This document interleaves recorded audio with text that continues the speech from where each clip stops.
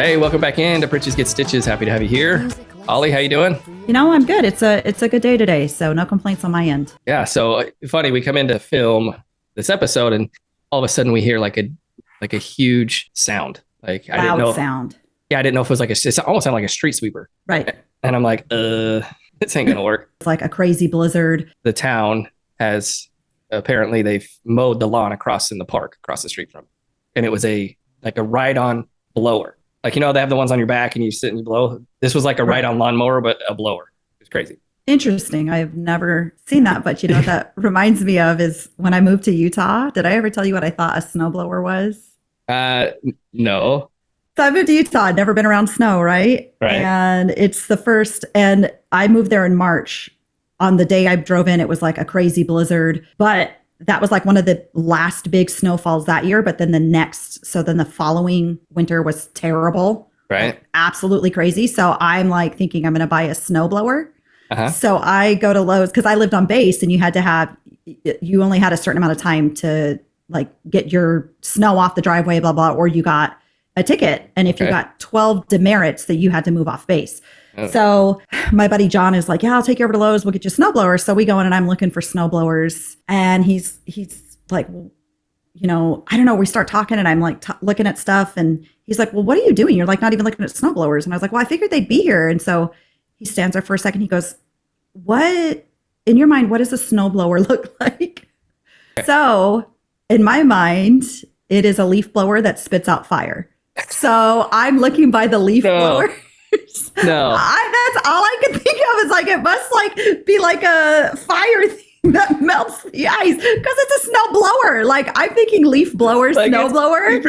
Like you can get them in the shape of a dragon, like blowing fire out. Like first of all, you should never have anything that blows fire. Like you're a Pritch. Fair point. But in my defense, like we never had news for one. So I've never like seen one. I don't know that I've ever, when I watched a movie, I don't know that I made the connection. If there was ever like a movie or something that had a snowblower, I never made the connection that that's what it was. Yeah. And I'll tell you though, I decided on the snowblower after I had to shovel my driveway one time and thought I was having a heart attack. It was like the most intense, and I was in shape, and it was like a workout. And I was like, no, I'm getting a snowblower. That was the vision. Like it was like, we're going to start it up like a leaf blower and hold it and just going to spit fire out and melt the snow. Oh my gosh. He's like, no wonder you passed them, because I walked right by them to like the leaf blowers, and he's like, what are you doing? And I'm like, I'm looking for them. He was like, wait a minute. Oh my gosh. Like, yeah. It's a torch. It's a blowtorch. That's what I thought. You know, we don't have snow in Texas. No, we don't. And in fact, even during snow apocalypse, you know, so a couple of years ago, we had pretty bad ice storm here, and it snowed and it was icy. And my neighbor, he's from Ohio, so like two doors down. Well, he goes out and he's got a snow shovel because he's from Ohio, right? He moved in from there. Right. So he takes the snow shovel and he shovels his deal like immediately, like day one. And I'm like, look at this guy. Loser. You know? Yeah. Ours piled up and it was horrible. And I thought to myself, like, you know, from Texas, I've been in Texas my whole life. I thought, well, if I get some hot water and I put it on to the ice, it will melt, right? Not thinking that, hey, it's still water and it's going to freeze back up because it's literally cold. 0 degrees. Like it was wind chill, like -6. Like it got to 0. Like our ponds in our neighborhood froze over to where the kids were on them. People were playing ice hockey, not in our ponds, but in other ponds around. They're like playing ice hockey and ice skating and all these things. Like that's how cold it was. It never gets that cold here. Yeah, that it immediately froze, and it was worse than when I had done it. Like that's. And your neighbor's like, look at this idiot out there with a pot of hot water. What a moron. Yeah, probably. Well, I tried to do it where nobody could see me. I was like, I don't know if this is going to work. So I ended up shoveling my driveway like day 3, and it was the worst experience ever because it was all ice at that point. Yeah, well, I shoveled that first day, and I'm not joking, man. I was breathing heavy. I thought I was going to pass out. My neighbor actually, so we had like a shared driveway, and he saw me. His name was Judd. He was a good dude. He saw me out there shoveling, and so he comes over a couple days later. He's like, hey, because I didn't end up buying a snowblower because those are pricey as hell. And I'm like, I just have this little tiny driveway. Like, I'll just shovel it. I'll just break it up in phases. Because, you know, that first day, like I said, I did it all in one go and no joke, thought I was having a heart attack. Like, it wasn't where I could just put it on the end and push it. You know, it was a little too packed. So he comes over a couple days later. He says, hey, I just wanted you to know, because he was the he was over the MWR, which is like the rec thing, but his division also rented out like all of the tools, lawnmowers, snowblowers. Right. He's like, hey, I reserved one, so this winter I'll just do your driveway for you. I saw you the other day, was a little worried that you were gonna die, and I'm like, it was terrible. That was ridiculous. So crazy. I definitely don't miss it. And this winter up there in Utah was rough, so I'm glad I was here. So. Oh yeah. Wow. So the fire blower. Yes, I feel like that's an ingenious idea. That is a great idea. Melts everything done. Wow. Okay. That's good. That's good. Oh man. Okay. So surely you're drinking more than just water today, because I am just drinking. Okay. So I am only drinking water, but I don't want to give you the reasoning as to why I'm drinking water because it's going to be something we discuss a little bit in the show. Okay. But it is just water today, but there's a very specific reason. Okay. Now, when we started the show, you were supposed to drink all these random things and and eventually. I don't know why you thought I was going to be the one drinking. I guess because you were like, I'm wearing the hat, so I'll get the sponsors that way and you do the drink. But I mean, I normally only drink water or alcohol. All right. And alcohol's not, or coffee, and alcohol's not allowed in your house. All right. Well, from now on, I will have a drink. So had a little mishap the other night. Holly, you had come to our house and you were living with us and you said, hey, I'll cook almost every night. You offered to do that. You said, I love to cook. Me and my wife, we're not like huge, love to cook people. And then you used our knives, and we've had those knives I'll say they looked like knives. They were they had to have been like the ones that come in like a kid's toy, like these are the knives that they just imitate. So when they're in their play kitchen. Yeah. So we've had them for 18 years, never sharpened them ever. Oh, the worst. And we just, whatever. And so you bought us new knives for Christmas. This is what we're going to do now that you're kind of living close. That's kind of your MO. Hey, when you're in town close to somebody that, it's Christmas time, you buy them presents. So when you're in Utah and you're not here for Christmas, right. My kids don't expect that Aunt Holly's going to get them presents. However, when Aunt Holly's in town, Aunt Holly's going to get them everything they asked for. PJ mask thing. Right. You did that a couple years ago. You saw every PJ mask. Hey, that was to win Jace over. Jace, remember, did not like me when I got there. So I was determined to win him over. And I did by the end of Christmas. And you did. So we just now know, if we need something new, we'll just kind of put it out. We'll place it out. I'll be like, hey, Holly needs to use this. And then she'll say it sucks. And so then she'll buy it for us. So you bought us new knives for Christmas. Yes, but I don't think you guys did that with any intention of getting new knives. This was just the knives you used. You didn't even know that they were bad. I mean, you guys were down to using a little tiny knife to cut everything because it was, so maybe you knew they were bad because you used that little green pampered chef knife to cut everything. I'm like, the green pampered chef knife, it cuts everything. That's our newest knife. So it was nice and sharp. We had to be careful. I stabbed myself one time, trying to put the little cap back on it. I missed the cap and stabbed myself. Well, the other day I was cutting watermelon, and for some reason I have a knife in my hand and I go to grab a watermelon and it slips out of my hand, like a watermelon rind. Because my kids, because I cut them into pieces and then cut the fruit out. Right. So we're not sitting there with watermelon rinds on our mouth. But my kids love to eat the ends of the watermelon rinds. And so I was like, hey, girls, if you want to eat, these rinds, come get them. And I grabbed one. It slipped out of my hand. I went to catch it in the air, but the knife was here. You see, I got my Band-Aid on, and gotta be careful with the words I use. And I cut my finger and it's bleeding everywhere. And I'm like, of course I did. Right. Something like a simple task of watermelons. So as you see, I wanted to bring that up because in the video they'll see I've got a Band-Aid on, and it's because I got Pritch Slapped, because that's what happens to us. And it wasn't like the knife cut me. I put my finger on the knife as I was trying to grab this watermelon rind out of the air. Right. I can't. So anyways, it was blood everywhere. Luckily there was a flap of skin, the flap of skin was still there. So it was filleted off, but it was still hanging on. So I called Val immediately and was like, I don't know what to do. Do I need to go to the doctor for this? She's like, you're a freaking grown man. Get out of here. On it. So basically, she's like, super glue it togetger. Oh yeah, yeah. I was going to say you could super glue. Yeah. So we, with our little remedies and home remedies and things like that. One of the things we use is, so a lot of people use colloidal silver for things. Okay. But we use one. So hold on. I need you to tell me what a lot of people use that for, because you said that and I said, oh yeah, I knew I was talking about, but why would people? I have no clue why people would use it. Silver. It's like a silver can be used as a healing agent. It'll silver that you invest in. No. And so different liquid, type or yeah. Liquid. So if I harden this silver, could I turn this into money? I guess. I don't know. I have no idea. It's just silver. I have no clue. It's a liquid. I don't know about that stuff. Okay. I just use it because it works. And so, like, sometimes if they get like a scratchy throat, they'll gargle silver. Do they drink things like silver? that? You can drink it. So we do. Huh. So we have alkaline silver. We don't use like colloidal silver. I was going to ask you the difference, but I have a feeling that you don't know. I have no clue. So I have no clue. Okay. So my wife just tells me, "Hey, use this stuff," and then I know what to use it for. So I'm like, I know what it's to be used for, like all these like essential oils and all that stuff. Like I know what it's to be used for, but I don't know why. I just am like, yeah, you don't know put like that on for how this. It heals. Correct. And got it.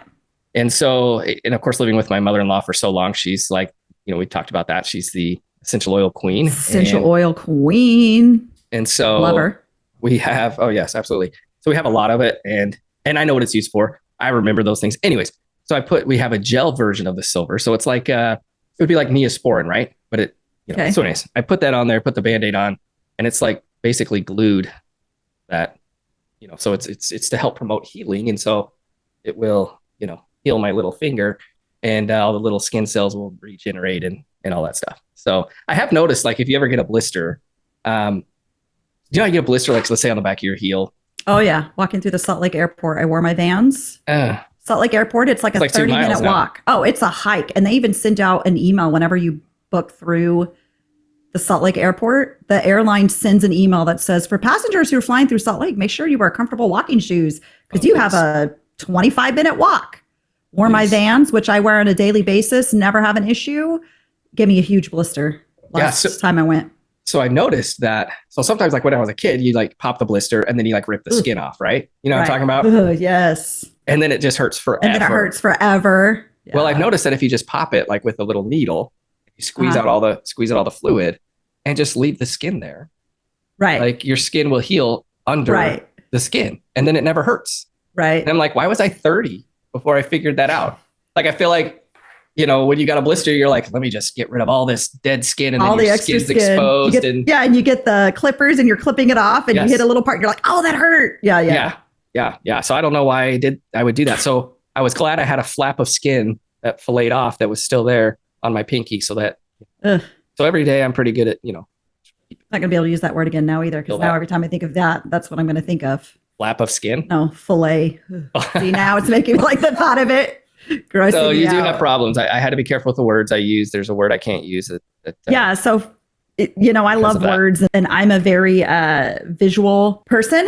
Right. Like I have a very what's the word I'm looking for? Like my imagination, a very vivid imagination, I guess. Okay. And so I'll lead this into the fun fact of the day. But so whenever you or somebody describes something to me and they use a specific word, my brain will always tie it to whatever. So like when Chad chopped off his finger, one time when he was in the kitchen cooking and he called me and used a certain word, I cannot say that word now without imagining him chopping off his finger. And so whenever I hear it or I say it, it makes me like cringe. I get goosebumps. I want to throw up. And now I feel like with filet, I just screwed it. I just screwed it over because you love steak. So just think about steak. You need to go, next time you go in. See, look, I'm like, ooh, here's the deal. Goosebumps. Here's the deal. Next time you go into therapy, because I know you go into therapy, you do EMDR. I have to EMDR that. You got to EMDR those 2 words. That way you're good. Yeah, because I literally have goosebumps right now just from thinking of that. So anyway, love words and phrases. Like my all-time favorite word in the English language is seduction. I just love the way it sounds, the way it rolls off the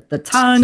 Seduction. I don't know. It's just a good word. Like Brad, Colby's boyfriend, loves the word crisp. Like, and I'm like, ooh, that's a good one. Like it rolls off the back all the way to the tip. It's just a good word. I just love the way it sounds. Like it's such a good word. But I also really love, because you remember I was an English major. I love phrases, and I love to research sometimes, like how did a phrase evolve? Like a lot of times I'm a huge nerd where if I'm watching TV or something and somebody says a phrase, I'll look the phrase up just to see like, when did this phrase come about? How was it first used? Like the phrase OMG, OMG actually was used, the letters OMG, not the meaning, was used in a letter like to Winston Churchill back in like 1917 or whatever. Like, so just like cool stuff like that. Got to save on ink. Just write OMG. There you go. Right. So like the phrase, like people typically say like, I could care less. Oh, I love when people say and I hate that. That bothers me so much because I'm like, well, if you could care less, you would. You would and care they're less. trying to use it in the terms of like, they don't care less. So, the correct thing is I couldn't care less. So why do they just say I could care less? Because it's like, yes, if you could care less, then you would right now. So if you don't give a shit about something, it's not I could care less. It's I couldn't care less. I couldn't So care that less. one drives me nuts. But the other one, oh, go ahead. I was going to say, supposedly, you need to be a little more specific about supposedly and what you want. especially. Right. Specific. Be more specific. Yeah, I love that one. Anyways, so one of the nieces and nephews used to say Pacific, but I can't remember who. So anyway, one phrase that always bothered me because it didn't make sense to me was you can't have your cake and eat it too. And I'm like, yes, you can. Because if you have your cake, you can eat it. Like it just never made sense to me. I actually learned from the Dan Le Batard show the correct way to say that. Okay. And I bet he learned it from the same way I learned it because that phrase has always bothered me. It has bothered me forever and ever. And I would never say it because I'm like, it doesn't make sense because if you have your cake, you can eat it. Why can't you have your cake and eat it too? So I actually learned, and I'm willing to bet this is how whoever you heard it learned it.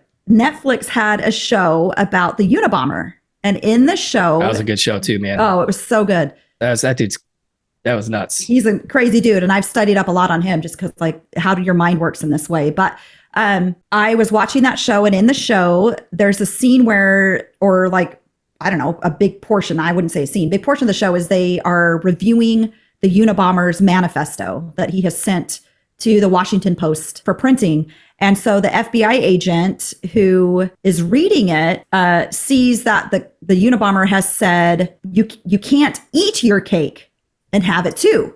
And so in the movie, it shows like the FBI agent saying like he's made a mistake, obviously. Well, he didn't. The Unabomber knew the origin of it, which was because his mother was an English teacher and had taught him that it is actually you can't eat your cake and have it too. Because once you eat your cake is gone. Yeah. So I'm like, boom, that makes so much sense to me.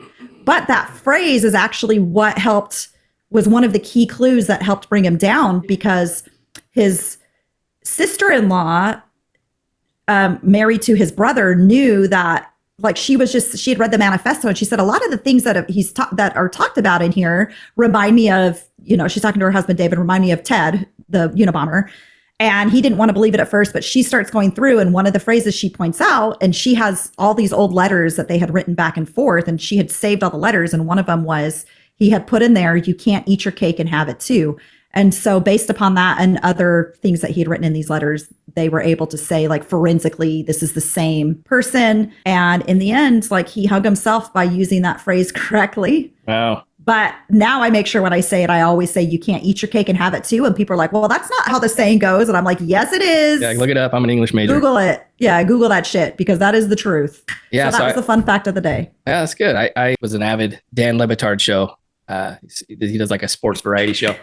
He was on ESPN for a long time. And while he was on ESPN, I listened to him almost every day. And did learn that there. Yeah. I learned other things too from ESPN radio. Like one of the guys, I think he was just trying to sound like I'm educated. He used the word Occam's razor. I have no idea what Occam's razor is. Occam's razor. I've heard but it. I have no idea what it means, or I can't remember what it was. I can't remember. I feel like now I'm going to look this up. I'll never forget it. I'll never forget Occam's razor. And so there's just a bunch of little things. Like it did make sense to me though when he said that on the show, like you can't eat your cake and have it too. And I'm like, yeah, that does make sense actually. So it's actually, just so you know, so we all know now, Occam's razor is the problem-solving principle that recommends searching for explanations constructed with the smallest set of elements. Yeah, I have no idea what you just said. So there you go. Like, we'll have to dissect that one day. But you did mention, you talking about Ted Kaczynski? Is that Ted Kaczynski? Ted Kaczynski. Theodore J. Kaczynski. Yeah, you're talking about him. You're this true crime person. You watched that one. You've mentioned watching the bombing of Boston Marathon. Correct. You have watched every single true crime thing that there is. I mean, and I watched it, I think, before it was like a thing. Like Forensic Files came out in the 90s. That was like the only true crime thing. And I have seen every single one of those episodes. Before that, there was Unsolved Mysteries. Oh, true. But I don't feel like that's really true. That's where it started. A lot of that was also, but a lot of that, I don't know, man. Unsolved Mysteries.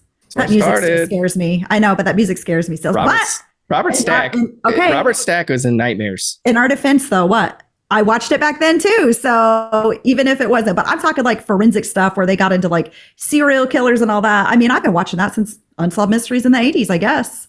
Yeah, we used to get scared. Mom would leave us at home when the older kids would go to church on Wednesday nights, and she would go over there with them, and we'd be at home. We were like 6 blocks from the church, first of all, and I'm like 11. Yeah, I was probably 8. You're like 8 or 9. And we would, for some reason, we would always watch Unsolved Mysteries, and we would be scared out of our minds. And we would Wednesday nights at 7. Looking out the window, like, hopefully the serial killer's not right here, you know. And then the alien ones would always get me worse. Like, I still feel like if I watch, I don't know if I've said this before on the show, so sorry if I have, but I feel like if I watch, you know, because you're into like true crime stuff, and I'll watch that stuff. Mm-hmm. But I like to watch, if I'm like can't sleep or whatever, I like to watch sometimes like alien stuff, but I like to watch these conspiracy theory things against the government. Super like far away conspiracy theories on government stuff. Right. And then I'm like, all right, the show's over. And then I'm laying there and I'm like, right now, like the FBI has tracked that I was watching this, and or the CIA or whoever, like whatever government agency, and Sector 9, whatever. And they're going to come in, like bust in through my windows.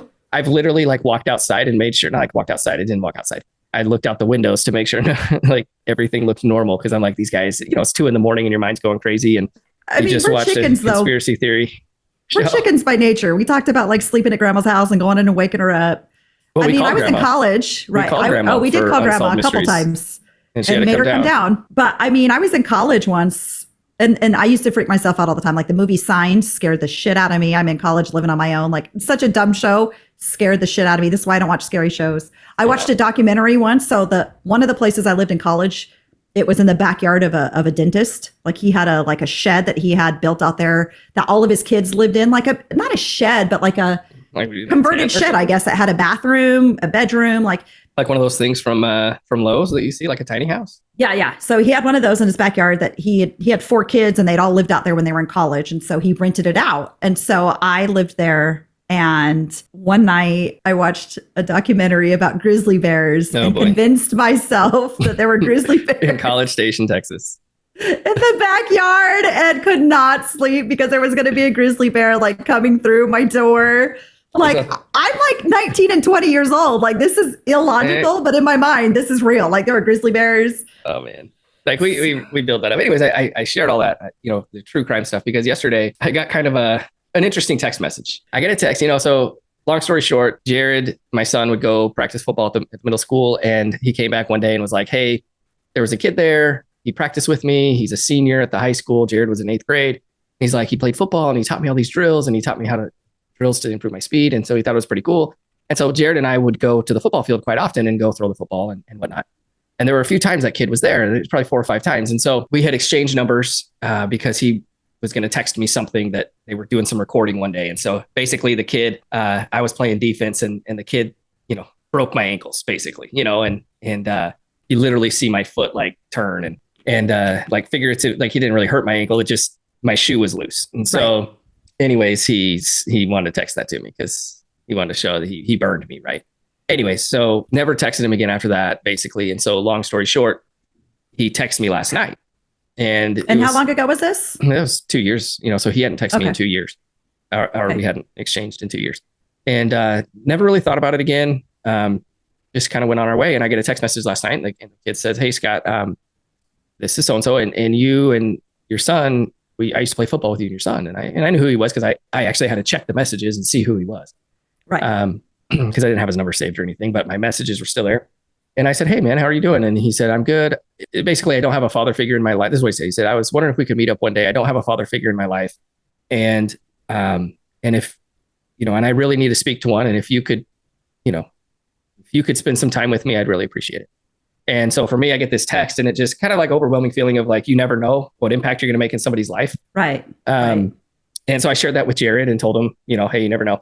But anyway, so sentimental, you know, like, oh, touchy feely story. Okay, great. I share that with you. I send you the text message, and, you know, with a little cry emoji, like, oh my gosh, like this is crazy. Like I never even expected something like that. And I'm just going to read this. I'm just going to read this. Going on to true crime stuff. This is our text message. My first message was appropriate, just for the record. Don't read the first one after, because the first one after I'm referencing. Yada, yada. He's like, you know, you're like, I love that. You asked if it was Jared's friend or Jace's friend. And then you talked about his grammar because because that's what you do, you're English major. Then I tell you a little bit more about who it was. And he goes, and then you said, oh, okay. Well, take your gun and let Val know where you're going. Not saying anything bad is going to happen, but you never know. Meet in a public place. And I was like, wow, that went south quick. Look, I have seen some shit on these shows where it's like people who are nice to somebody and then they like go back and rob them. Like, hey, I can't, can you meet me at this abandoned house or something? And then they, meet me at my house. And then it ends up being an abandoned house. And then, they're kidnapped and killed. And so here we are in Prosper, Texas. Like, I know that things can happen. I understand. I got it. But I'm like, the kid's like, can you meet me at the middle school? I'm going to play basketball with my friends. Can you meet me after? Like, okay. Not with your friends. No, you got there with a bunch of friends. No, so we end up meeting over a little playground in his neighborhood. And we talked last night we talked for a little bit, and he's got some stuff going on in his life. And he's like, he told me he does have a dad, but his dad's very strict. Mm-hmm. He's like, I can't talk to him. Can't talk to him about these things. And he said, and I don't know what happened to his mom. He said, I don't have a mom. He has a stepmom, but he doesn't have his mom. So it sounds like he's kind of had just a little bit of a rough go at it. And he's got some things going on in his life, and he's wondering how to become a man. Kid's 20 years old. Right. Got a kid on the way. Wow. Yeah. So has no idea what's going on. He's like, I don't know what it's like. How do I become a man? Kind of a thing. And so just asking him, so we had a talk. I mean, we talked about an hour, and I just, hopefully gave him some good advice. And I did end up, it was pouring down rain. So we ended up talking in the truck, and then I ended up taking him to his house, which coincidentally is his sister is one of Lexi's friends. Like, I've been to his house before to take Lexi home. And like, I was like, hey, I've been to your house. You have a daughter that's like 8th grade, and he's like, or a sister that's 8th grade. And he's like, yeah. And I'm like, small world. Anyways. Oh, well. So either way, just be careful for the future, because now he's reeled you in and you never know. Take your gun. I'm just going to put it out there. Now you never know. I'm going to end up on a true crime. Hey, let me tell you a story. I once was talking to my friend Karen, and I was telling her, even though I lived on Dugway, I don't like to take the trash out at night. And she's like, why? And I'm like, girl, you don't know, somebody could abduct me taking the trash out. She's like, that never happens. And guess what? Now she sends me stories regularly where it's like the person was taking the trash out was never seen again. And I'm like, told you, girl, that happens. That happens. So I'm just saying there's nothing wrong with being extra taking careful. The garbage out. Oh yeah. What happened? I was going to ask you if I should share this story. So, okay. So I need you to tell it. So I didn't really read the whole story. I just kind of because it was really long when you texted me, and I think I was somewhere and I just never got back to it, but I just know that there was underwear and a door handle. Correct. So here's what happened. So I live in this apartment complex by the stadium that we've talked about. Yes. And I feel like there's got to be like a trash disposal, like a dumpster or something somewhere. I've never been able to find it in the complex. So one thing they offer, though, is a trash valet service. And if I was in the UK, I would say valet, by the way, because they say valet. Isn't that weird? So anyway, so they offer a trash valet service. And I think it's like, I don't know, $25 a month or whatever. But you put your trash outside of the door. They don't do it Friday and Saturday nights, but they do it Sunday through Thursday. You can put your trash out and somebody will come by and collect it, but you have to put it in their special trash cans, and you have to put it out between 6 and 8, and usually between 6 and 8, then after that you can pick it up. Well, I will say, like, most of the time the trash valet service is always late. They're not there between 6 and 8, but I just know to put my trash out. So one day I put my trash out. I forgot to bring the trash can in. Because you probably didn't leave the next day. Correct. The next day doesn't say. The only reason I remember to bring it in is because, like, the next day it was like 4 p.m. I'm going to go somewhere, and I open the door and I'm like, oh shoot, forgot to bring in my trash. No, I didn't even go anywhere. The reason I remembered to bring in my trash is because I got an email from the management, apartment leasing office, saying like, hey, you're in violation right now. Like, this is the rules. You have to put your trash in. You're in violation. Put your trash out and bring in. Right. So they're like, this is a one-time courtesy. After this, it's a $50 fine every time your trash is there outside of the hours. So I'm always very careful now to make sure that my trash is out between 6 and 8. I check it, like last night I checked at 8 before I went to bed, and I went to bed probably about 9:30 last night, like went to go lay down. They hadn't come by. So first thing this morning, I was up like bringing in my trash first thing. Well, the other night they happened to pick it up on time. So I peek out, I'm getting ready for bed, getting into bed. And at the time I'm wearing like a tank top, just a loose tank top, a sports bra, and a pair of boy shorts. Underwear. Like, that's because I'm just chilling in my apartment. It was Sunday. We were supposed to do something for dinner. We ended up not. So I'm like, oh, I'm just going to grab my trash can in real quick. It'll be a fast thing, so nobody's going to see me anyway. And if they do, it's not a big deal. I'm in my boy shorts. So, okay, so first, so I open the door. And so first, let me say my door handle is not like a knob. It's like a Right. handle. It's like a handle. Right. And it's got a little crook on the bottom, right? Right. Or maybe it goes up, whatever it is. It probably goes, I think it goes down. So I open the door, and as I swing the door back, I reach out to grab the trash. And as I grab the trash, the door, because it's a self-closing door, it swings back in. And the way I'm standing, the handle is right at the level of my boy shorts on the bottom of my leg. So it catches underneath my boy shorts. But by now, I'm already turning in with the trash. And so it catches my underwear and yanks and the door doesn't close, but it pulls my underwear down. So anybody who's standing in the hallway now, I'm mooning. So I'm trying to pull my underwear off and keep the trash can, manage the door, manage the handle, pull my underwear up. And I can't, it's just too much. I drop the trash can. I'm like yanking. Well, I can't yank it because it's hooked. So the underwear is hooked on the handle. So it's like I can't grab it, which is why I had to drop the trash. So then I have to use two hands the whole time. I've mooned my entire, luckily I didn't see anybody out there. But yeah, so that underwear's down, halfway down and the whole thing. It's not like just the one leg came down, the whole underwear came down. So I pull it up real fast. I'm like, oh, I hope there's no security cameras because somebody's going to get a good laugh. And then it'll be lesson learned. It'll be on TikTok soon. Right. Lesson learned. I just decided that you then sent me the video of the guy. I'm sure people have seen it. I mean, if you haven't, it's all over. The guy puts the tire, pulls the tire falls over and it grabs his pants and pulls his pants down and he falls over. That was me. Yeah. Oh my gosh. Lesson learned. I just decided from the future though, if I'm ever just chilling in my underwear and I got to grab the trash, whatever, I'm not going to do it if it's boy shorts. If it's bikini style, too high up my leg to catch on the handle. But yeah, so that was a good, I laughed so hard after the door closed. I had to pee because I was laughing so hard. And I was like, I can't make it to my bathroom in time because I'm laughing so hard. Luckily I did, but I thought for sure I was going to pee myself.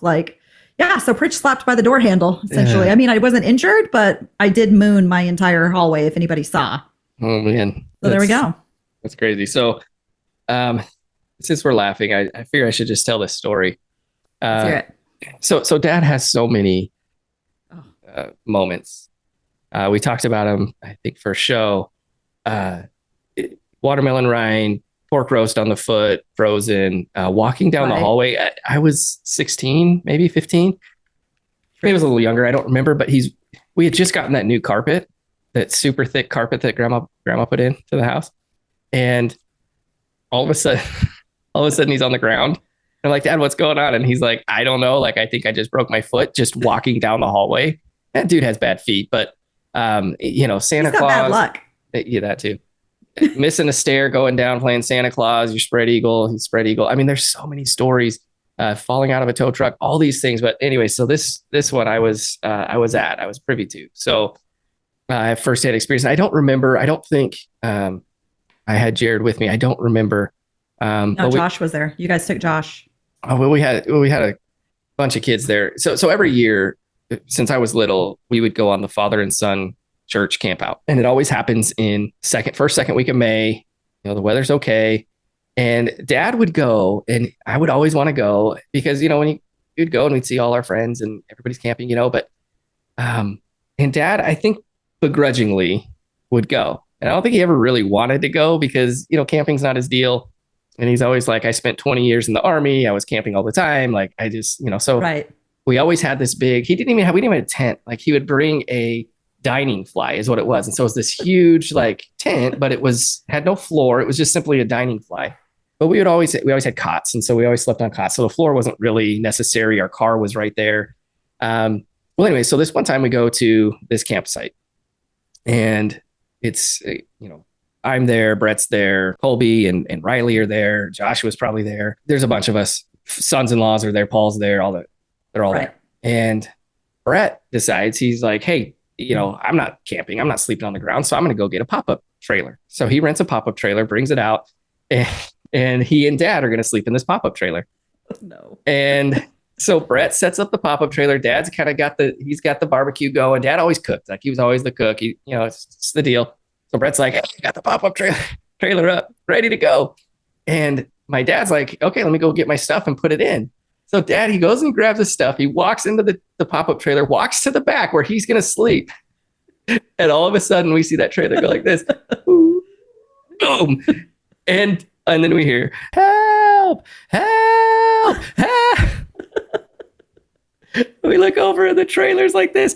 And Dad is in the back of the trailer yelling for help because the trailer's this way. He can't get up. He's like flailing down in there. And mind you, Holly, Dad at this time is 3.5 bills. He's, probably 350 pounds. And he can't move. He can't get up. And I go in there and I pull him up and I'm like, we can't. So everybody's in the front to push the trailer down. Well, Brett forgot to put the stakes down in the back to keep the trailer from going back. So he's stuck there in this trailer, and we're like, oh my gosh, what is happening right now? And he's like, we get him all settled, we get him all situated, and we go. Is that over? We go and we sit down on the picnic table, and it's one of those aluminum picnic tables. Okay. So we're all sitting on the aluminum picnic table, and all the adults, all the kids, and Dad is at the end of the table. He's not really sitting in it. He's sitting on the edge so that he can, flip the burgers. And so he's like over the grill. He's over the grill. By the grill, or is it like a fire pit? No, it's like a grill. So he's at the grill, and the grill is right there next to the table so that he can sit and do his deal. And so we're all sitting there, and for whatever reason, I don't know why, everybody decided, except Dad, everybody decided to get up at the same time. Like we were going to do something, or we were going to whatever. And so an aluminum picnic table does not weigh very much. So again, Dad's 350 pounds. He's just gotten out of this trailer that has fallen over, and he's like yelling for help. We all stand up at the same time. And, so we all have our hands on the table as we're getting up, and everybody gets out, steps out of the table, and then we all leave. And that table just goes, woof.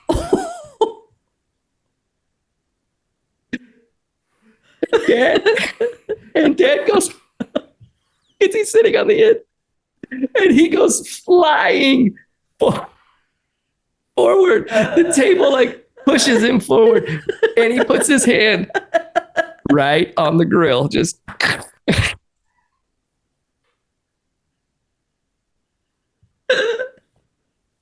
so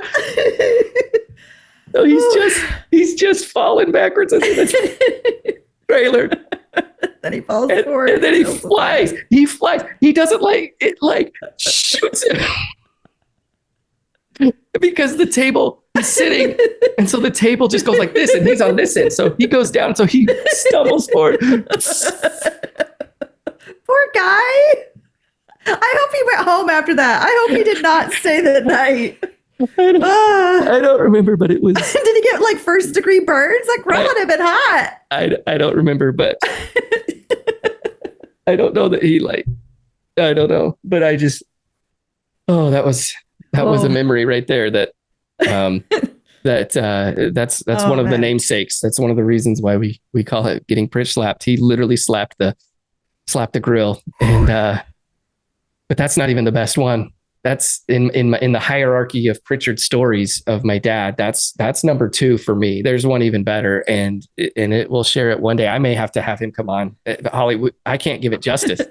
I can't, he's going to have to come on and share that story. And he said he would, because I wasn't at that one, the number one, but oh my gosh, man.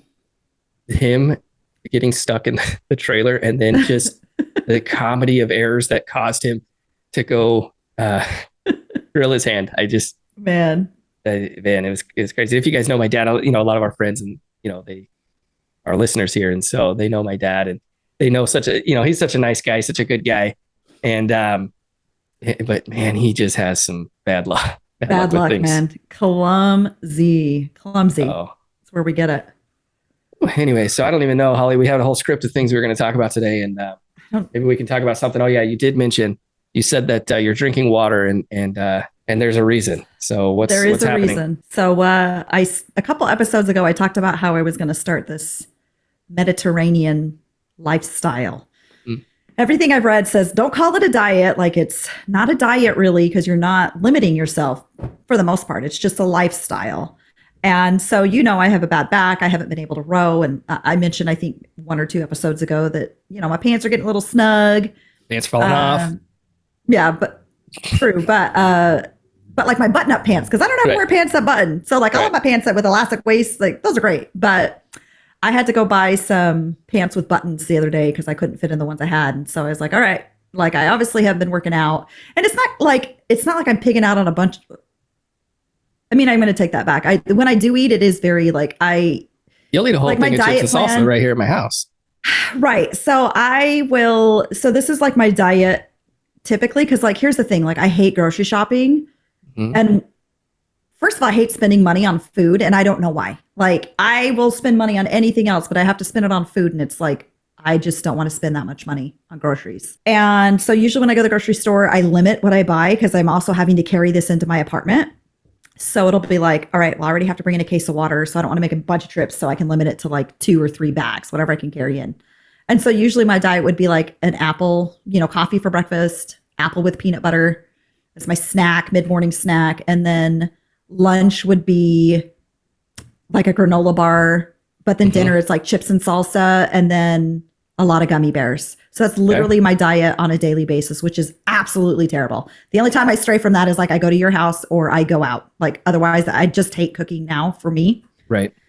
Well, apparently now this has caused my pants to be tight. So I'm like, all right, well, I've got to do something, but I don't want to diet. And so I was just kind of looking at like the healthiest lifestyles. And it's been determined, for years and years that a Mediterranean style meal plan diet. I don't even know what that is. So it's essentially like a lot of fish, some other seafoods. But you're like not a chicken. Oh yeah, you like shrimp, right? I do like shrimp. I'm not a huge fish. Like I don't like salmon. I don't like tuna. Like anything with a super fishy flavor. Your dates like salmon though. I know, man. I feel like every dude I date is like a pescatarian. So anyway, I made like fish last night and I can do like if it's a mild white fish, but because it's not so much the flavor for me. It's like, it's a texture thing. For me. That's like, I have a hard time with texture. Texture. Like Val's like, hey, we're having fish. And I'm like, it's fine. Like, I don't mind the flavor. Like usually she has a mild fish. It's like cod or something like that. But it's the texture of it. Yeah. And you're chewing it and it's like chewy. And it's chewy. Like even when it's cooked to perfection and people are like, well, there's somebody. It's like, no, it's still chewy. There's gonna be a listener that's gonna chime in and be like, you guys are cooking it wrong. Right. 100%. But great. Either way, I've had it cooked. Right. And I've had it cooked like by chefs. And to me, it's still that it's never flaky or whatever they say, whatever. So it's like a lot of fish. You can have some poultry. So they recommend fish like 3 to 4 times a week, poultry 1 to 2 times a week, red meat like once a week, if that. And then a lot of legumes, vegetables, fruits, nuts, and wine. Brown rice, pasta. I don't like pasta, whole grains. So you want to cut out processed, a lot of processed. Well, I mean, everywhere you want to cut out processed. Right. I mean, that's our biggest issue. I mean, if you think about it, when you say, hey, this is my diet and it consists of chips and salsa, that the you can't get more, are so good. You can't get more processed. I mean, the salsa fine, but the chips. But yeah, for sure. Diet. Like, I'm not saying diet isn't like I'm on a diet, but what you eat, if you remember, like I did the deal, you may not remember, but back, I don't know, like 2011, 2012, we saw a nutritionist who I remember because you guys would not eat corn. And I'm like, how can you not eat corn? We still don't. Best. I made corn the other day. So I was out of town. So I was like, dude, I haven't pork. Corn is so good. And so I made some pork chops and we had corn with it and broccoli or whatever. And Jace is like, I don't like corn. And so then of course they start singing the corn song. But they always sing the corn song. Oh, I hate that song. And so they don't, so Jace is like, I don't like corn. It doesn't taste good. And Jared like pounding it because he's like, if I eat corn, I'm going to gain weight. And so he's pounding it. Lexi eats it. Everybody else eats it. But so we haven't had corn in a while. But anyways, so she did she's like an Eastern medicine type person. And so we would like muscle tests and all sorts of kooky things. Mm-hmm. And I'll be honest, like we would go see her once a week and she would like, we'd have to take her our meals. Like these are the things, everything we ate, we had to put in. Crap. And so I thought that it was kooky. This was like week 2. And I'm like, hey, Val, this is like kooky town. And she's doing these tests and everything. And I would go see her Monday. And on Sunday, we would always eat at mom's house for dinner. And we had tacos. And so we ate the tacos without the cheese and all that stuff.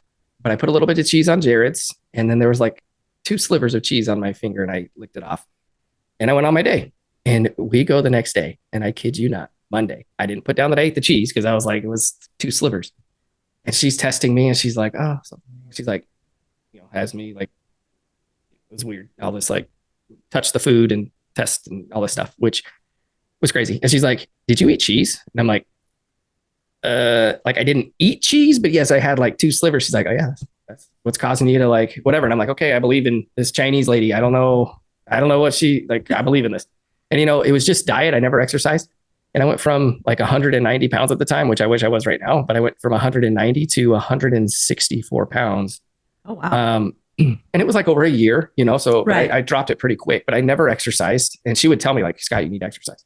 So I've never put the 2 together. I've never like eaten right and exercised at the same time. Right. Like I'll go exercise, like I'll go run, I'll go do those things, but I'll be eating chips Dr. and salsa Pepper and and Cheez-Its and Dr. Pepper and candy. And Snickers ice cream. And bars. so I'll like maintain or I'll start to lose some, but I've never done both. So I lost like almost 30 pounds just from diet. So Right. like for you, you're like, I can't exercise. I mean, diet's a huge thing if you're willing to like Right. stick to it. And last summer when I was working out before I hurt my back, I was working out and doing intermittent fasting, like a modified version.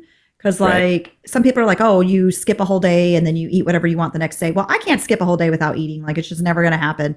So I would modify it on the days that I wasn't supposed to eat. I would eat 800 calories, which essentially was like an apple. I could do my coffee, an apple, strawberries, and I think a granola bar, and then another apple or strawberries, So that was what I ate on those days. And then the days I could eat anything, I still didn't go crazy. I ate around between 12 and 1500 calories, but it was very healthy for the most part. And I was working out, and that was the best shape that I had been in. I lost because I was rowing every day. I was also doing 2 and 3 hour workouts. So I had lost like 30 pounds. I started to have abs. So my goal in life for my entire life has been to have abs in like a V, not necessarily like a manly V. Like I don't want like a man body, but like a soft feminine V. And I was getting that last year and then I hurt myself. So now I'm trying this. 8th grade for me when I was like, I'm going to do I never had that. I'm going to do sit-ups for 30 days. And I did. And I had abs. And then I was like, went back to my lazy self. Yeah. I mean, I was up to 2000 crunches a day last summer when I hurt my back. But yeah, so anyway, I started it yesterday so I can drink water or wine. And since I can't drink wine at your house, I'm just sticking with water. What about grape juice? I don't know. You're not supposed to drink anything with like the sugars in it, I guess. So that's probably out. But I will say like I did really well yesterday. I stuck to the diet. I even went to the grocery store and spent a whole bunch of money on groceries and did not buy one thing off of my list. Like it was no gummy bears, no, chocolate, nothing. That's gonna really put a damper in our candy eating over here, the gummy bears. I know. Because you're weird and you don't eat the white or yellow gummy bears. I know. I usually throw them away, but then I think your kid Ava, threw them away. Yes, Ava was highly offended. She was like mortified that I threw away candy. And I'm like, yeah, but it's the gross one. And I love lemon. I don't like lemon candy. And I'm like, yeah, but it's nasty. It's lemon and pineapple. And she was like, put them in a bag and bring them over. And you do. And we every eat them Sunday, in one day. Every Sunday, I usually have a giant bag of the yellows because I will go through some gummy bears. I love gummy bears. So I still have a little bit left at my house. And I'm like, on my cheat day, I'll eat those. But yeah, so I started yesterday. I weighed myself this morning just as a gauge to see, and I was down 1.1 pounds. Oh, wow. And I'm not going to say that was, necessarily the diet. It could be water weight.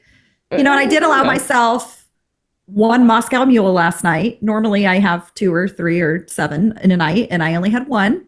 It might have been like a double or a triple, but it was just 1. So you said something earlier. You said, I was asking about your diet, and you're like, well, I mean, because I said no alcohol, and you're like, only wine. Right. But I figure if I do all of this over here, then I can have beer. Right.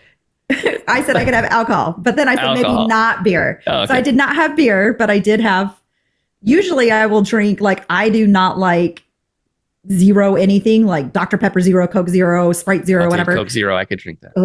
But I will buy all of those, the zeros, and have them with when I mix in like vodka or rum or whatever, because then it's like no calories. Gotcha. And then I feel like it's okay. But last night I forgot to buy the diet ginger, which has no calories. So I had to buy I have the regular ginger beer. So that had some calories, but I only drank one and I really wanted a second, but I was like, nope, I'm doing this diet. But yeah, I cooked fish and shrimp. So I actually had to cook yesterday. So I like chopped up all the vegetables, did some shrimp in a barramundi, I guess is how they pronounce it, fish, and chopped up some bell peppers and onions and zucchini and did that with some brown rice and a salad, and that was it. And yeah, I went back to our childhood last night. We needed something for dinner. Val was coming home. Last day she was gone, so I'm like, tell me what the entree was, and I'll tell you what you made with it. There was no there was no entree. I'll tell you in a second. Okay.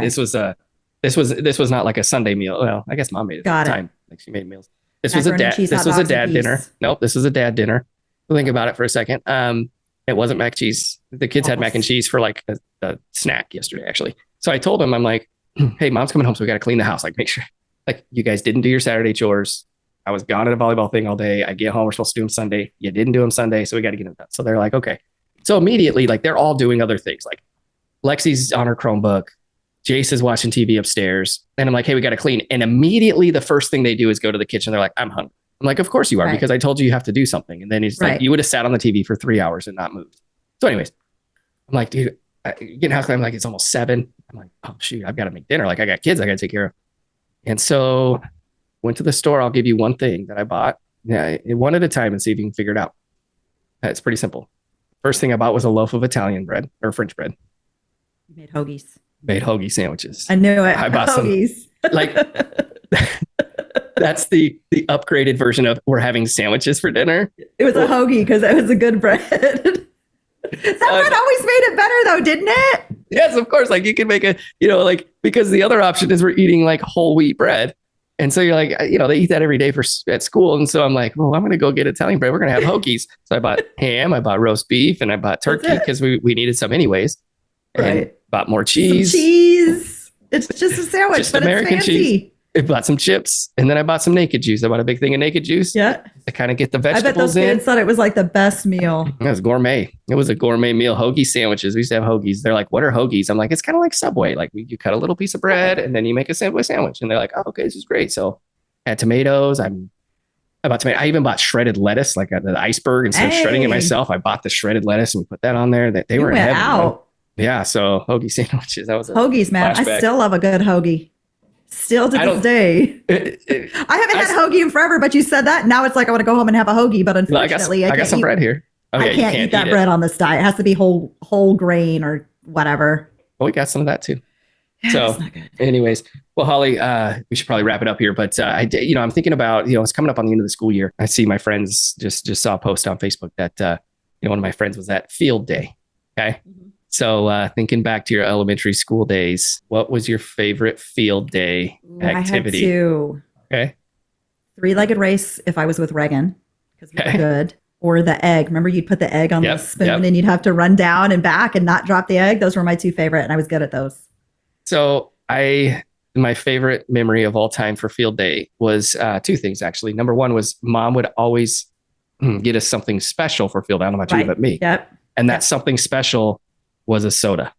Yep. So we'd get soda in a can of soda. And it was usually caffeine-free Dr. Pepper. Sprite or something. Oh, no. Mine was Sprite. And so, because Mom always had like caffeine-free Dr. Pepper. So anyways, she had it in, we have the actual like ice chest. Yeah. Yep. Lunchbox, Anyway, so I always remember that.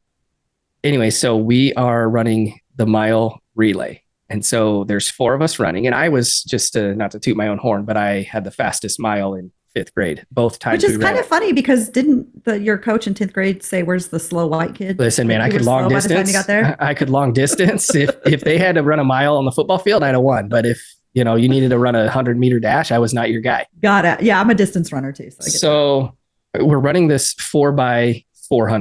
So it's a mile run with four of us. And just so you know, 6:50 and 6:48. That was my mile times. Nice. And I would run, and, so I'm the last leg. I'm the 4th leg because I'm the fastest. So they're like, okay, Scott, you're going to be last. So the first 4 go, we're behind. And there's a kid, I don't even remember his name, but they're ahead of us. And it's down to there's only 2 teams racing. And he's halfway. So my first 3 sucked. And so I get the baton and he's halfway across. So he's on the other side. of the dirt track there at Clifton Park Elementary School. And I get the baton and I take off running and I catch this kid at the 3/4 mark. So he's only made it because they put their slowest kid at the end. Right. And I catch this kid and I hear everybody cheering me on. And I was like, I was like in the Olympics, you know what I mean? Because that year we did it. I think it was the Olympics that year. So we did the Olympics for field day. And like we had some girl doing like roller skating, like figure skating, but like on roller skates out on the, like, you remember it was not even a smooth surface. It was like a rocky basketball court. Yeah. And Heather Smonko, she won the figure skating. But anyways, I catch up to this kid 3/4 of the way around and I beat that kid and my team was going, yeah, we won the gold. And I was so excited because I had caught this kid. And unfortunately, that 5th grade moment's one of the greatest moments of my life. Yeah, and that poor kid only had one leg. Let's tell the whole story. He was out there hobbling, man. He was like hobbling by the end, especially because I caught up. I could see his face, but I can't think of his name. But anyway, so we got field day coming up, and I always feel like we always lost tug of war. I don't know why. Like I was always on the losing end of tug of war, and that really burdened me my whole life. Never win tug of war. Wow. But yeah, we got end of year stuff coming up here, Holly, with all these kids, man. We've had concerts and end of year banquets and all sorts of stuff, and now field day. And the good thing is my kid is like, I don't care if you come, stay home. What? Yeah, dude. I always wanted mom to come to our field day. She'd always come and volunteer. Yeah, I don't remember. She was helped at mine. Give him a Lunchable and a soda. Like, have fun. So when's his field day? I don't even know. He doesn't care. He's like, whatever. Honestly, I think it's like at the end of the week. I think it's no, I mean, like Jace doesn't care. He's just like, whatever. Oh yeah, I'll ask him here today. Say, hey, when's your we'll have to ask him what events he's in. But anyways, yeah. So just to wrap it up, just so you know, I told you I had to go coach a couple football games last time, coach a volleyball tournament, first place. I was there, man. That game though, that took you to the first place. I thought you were going to drop it. That was a rough set. It was a rough set. And then for the final one, that was an intense game. I actually texted Val and I'm like, girl, you're missing a game. This is intense. She was driving in the car with her sisters, pulled over, called me on video and had me like go back and forth with my phone so they could all watch it. Like they were pulled over on the side of the road as they watched it. So she got to see Ava win. Yeah, I thought we were going to give up that second set. That was in the finals. That was a tough one, but pulled it off. So it was rough. I will say though, it did make it better that I was a little tipsy. Yeah, you were. So I've decided for future reference, like when I have to go to these volleyball games, I'm going to chug pound a beer right before I walk in. You did have a couple there at the Hula Hut. So anyways, I know next time that we get on, hopefully we'll have some more fun things to talk about. I have a bunch of stuff here that we didn't get to that I'm looking over and I'm like, dude, I want to know about this stuff. Like, what do you do on Dugway? Like, what are some of the things? Obviously, you're top secret, so you can't tell us everything. But there's some good fun looking things over there. I have some good stories. So we'll talk. We'll make a day of it next time. Thanks everybody for being here with us. We look forward to having you around in the future. All right, take care, everyone. See you guys. Hey, what's up, my channel? Please hit the drop a like and hit the subscribe button. Looking for my first subscriber. Can't subscribe myself. Can't do that for some reason. I don't know why. Wish you could.